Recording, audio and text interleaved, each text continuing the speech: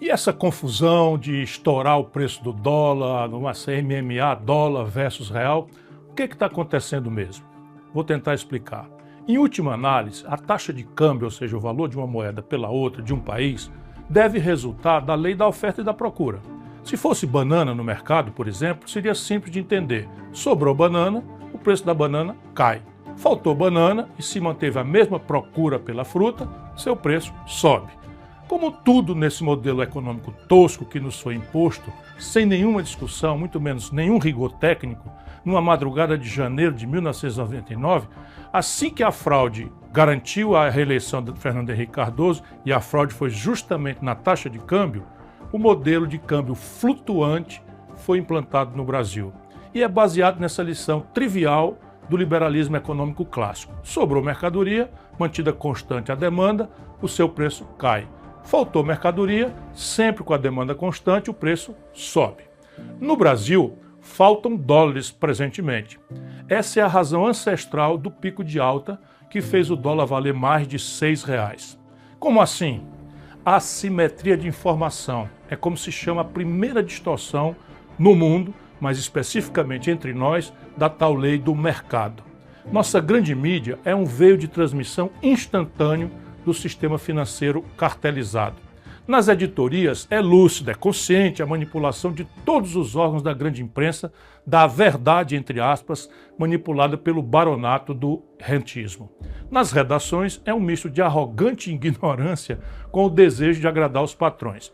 E assim todo o Brasil sabe que nós desfrutamos de um enorme, bote mais aspas aí, saldo de balança comercial, o que quereria dizer muito mais dólares entrando do que saindo do país.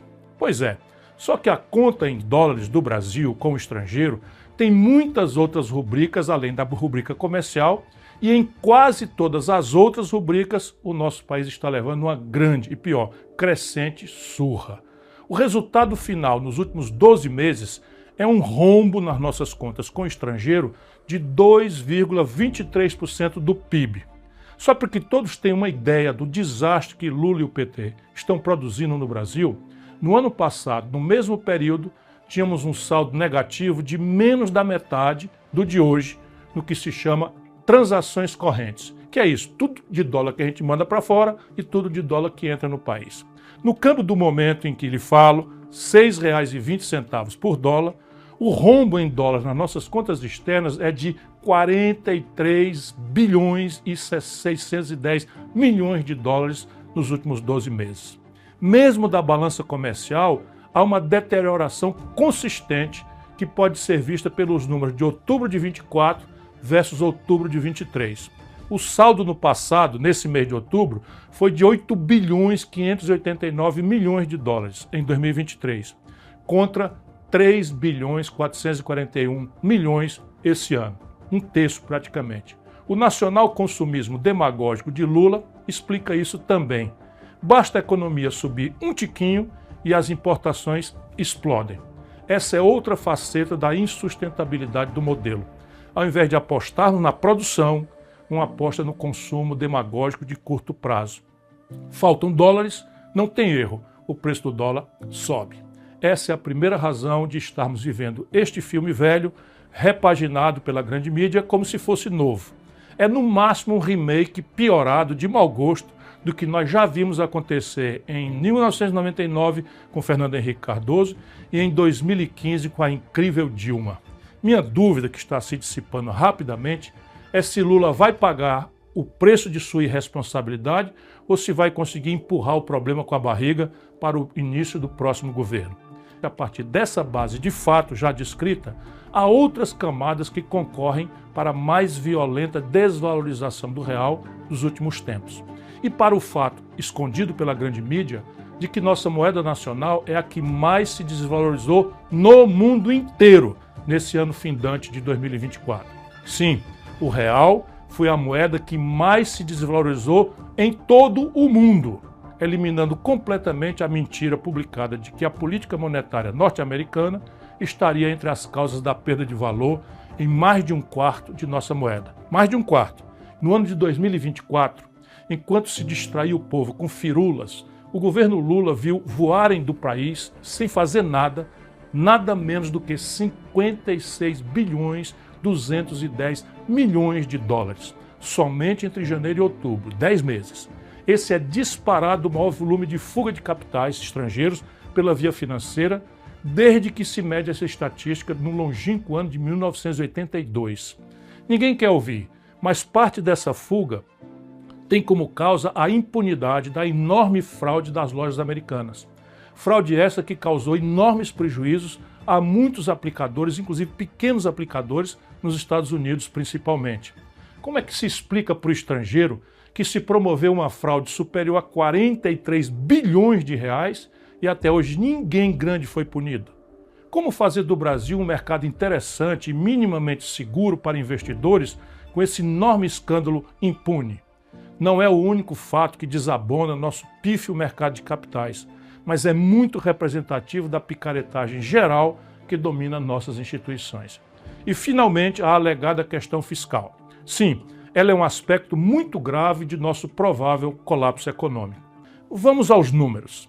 Desde que essa engenhoca foi introduzida entre nós, naquela madrugada de 1999, nem um único ano, leiam os meus lábios, nem um único ano o superávit obtido foi suficiente para pagar sequer os juros da nossa dívida. Nesse ano de responsabilidade criminosa de Lula e sua banda, deixe eu renovar os números.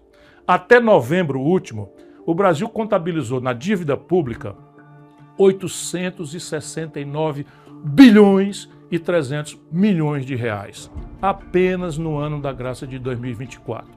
Isso equivale a monstruosos 7,49% do nosso PIB, que é um ano inteiro de produção de todo mundo no Brasil, e nos coloca sem rival como o país do mundo que mais paga juros. Como estamos em déficit primário, ainda que pequeno, entre aspas, frente a esses números assustadores, essa montanha de juros vai toda para a dívida pública. Quando o Lula assume prometendo picanha e cerveja para todo mundo, a dívida tinha levado 500 anos para alcançar 7 trilhões de reais. Em apenas 2 anos de irresponsabilidade, a dívida já está em 9 trilhões e 300 bilhões de reais. Subiu 2 trilhões de reais em apenas 2 anos. Ora, ninguém precisa ser economista para entender o que acontece com um devedor que aumenta sua dívida tão velozmente. Os agiotas apertam os prazos, encarecem os custos, ou seja, sobe os juros, e colocam o olho na porta de saída, enquanto acabam de esfolar o devedor. Essa é a explicação derradeira para a oportunidade do ataque especulativo que estamos todos vendo, menos o reacionário Lula e o seu novo banqueiro Galípolo. O que estamos vendo acontecer? O pior dos mundos. Lula queimou esta semana mais de 30 bilhões de dólares públicos, entregando aos especuladores que, diz o seu banqueiro, não estão especulando. Se não é um ataque especulativo, por que queimar 186 bilhões de reais do dinheiro público, fazendo fácil a vida de criminosos que estão atacando a nossa moeda e, portanto, a economia popular? Se não for um ataque especulativo, óbvio, o câmbio flutuante resolve o problema achando sozinho o novo ponto de equilíbrio. Tudo papo furado, tudo picaretagem. Em tempo, com os 3 pontos adicionais de juros, nossa conta anual ultrapassará a casa de 1 trilhão de reais só de juros por ano. O arroxo petista no salário mínimo, nos proventos dos aposentados e no auxílio a idosos doentes e crianças autistas vai fazer muita falta aos mais pobres e sofridos dos brasileiros. Mas será uma ninharia frente a esse trilhão. Cerca de 250 bilhões de reais em 6 anos, o que dá 41 bilhões para encarar 1 trilhão por ano. Estes irresponsáveis quebraram o Brasil.